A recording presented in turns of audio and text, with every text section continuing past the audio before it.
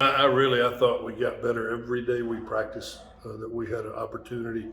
I think the young men seized the moment every day and came out here with a attitude to start fast and finish strong, and they really focused in on the details, of their position. And even today, you didn't see really offensive line procedure. We're still working on the D line on twos, been tough on us. That's why we deducted a point today on them.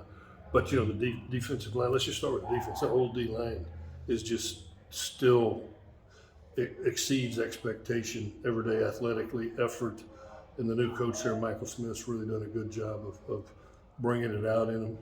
Linebackers with Prince Lawler and D Walker, really strong at linebacker and have some nice depth. Where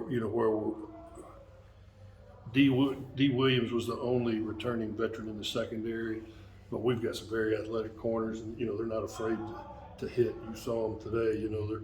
They're not just your man coverage corners, not going to tackle. I thought our safeties are really doing well.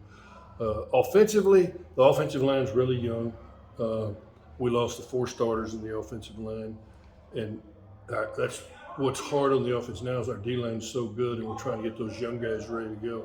And we've got to get some transfers that are still coming in after spring there. I think quarterback Jager LaRue has really done some nice things all spring. I think Avi has been much improved this spring.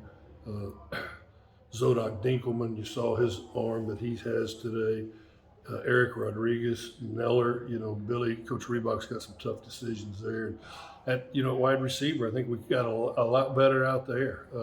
Number 8, B.J. Busby's the transfer from San Diego State, and he's just a playmaker. You get him in space, and he's difficult on people.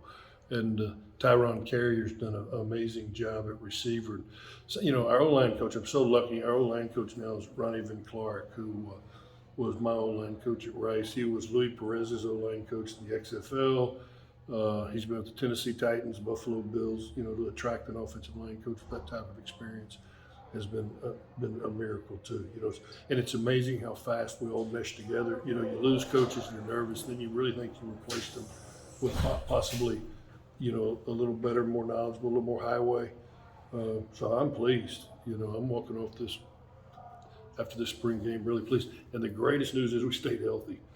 Had some put some ice on some ankles, but there wasn't anything that we're not getting out of here healthy, and that's tremendous. We did lose Bryson Jenkins early. We wish him a speedy recovery, but other than him, it was just one surgery. How about your running backs? You know what? Reggie Branch has been a nice addition. Transferred in here from Incarnate Word. He's a young man from Crosby. And Kobe just does amazing things too. He's just can jump cut. He's powerful.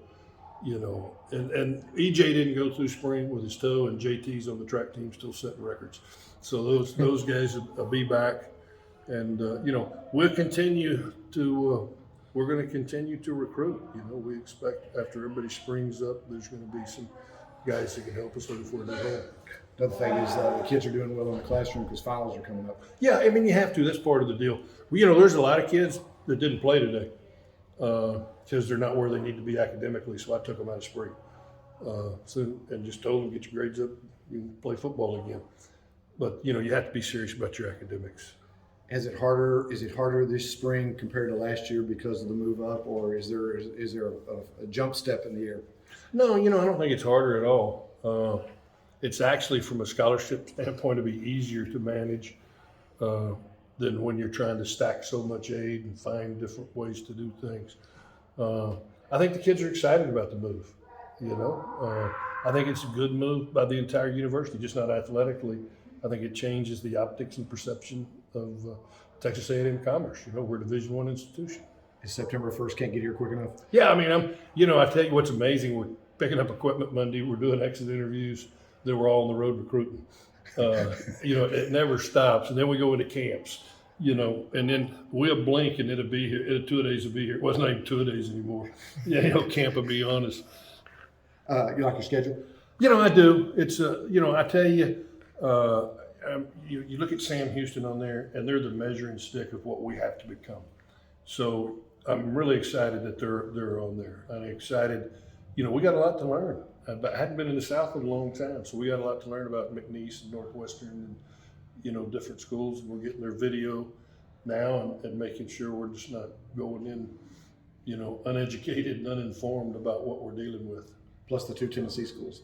And the two Tennessee schools, you got Lincoln, you got North American, so there's some challenging, and you don't, there's a lot of teams on there that you don't know, and we got to get that video before we really know what we're dealing with.